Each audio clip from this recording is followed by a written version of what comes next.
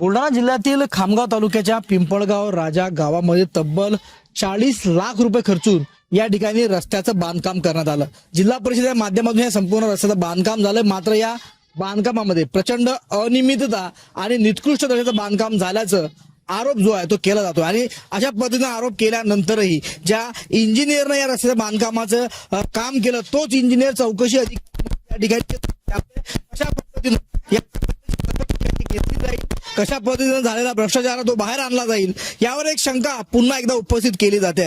गावकऱ्यांनी या संपूर्ण रस्त्याच्या बांधकामामध्ये मोठ्या प्रमाणावर अनियमितता झाल्याचा आरोप केला, भ्रष्टाचाराचे आरोप केले आणि निकृष्ट दर्जाचा हा रस्ता या ठिकाणी बांधला गेला असल्याचं या ठिकाणी तक्रार देखील केली। मात्र या तक्रारीची दखल घेत असताना हे अधिकारी या ठिकाणी कुंपण शेत खात असल्याचा प्रकार करत असल्याचं पाहायला मिळत आहे। त्यामुळे या संपूर्ण रस्त्या बांधकामाची रीतसर पक्षपातीपणा न करता चौकशी व्हावी आणि यातून जे काही दोषी असतील त्यांच्यावर कारवाई केली जावी अशी मागणी जी आहे गावकऱ्यांकडून केली जाते आहे। प्रफुल्ल खंडारे, जय महाराष्ट्र न्यूज, बुलढाणा।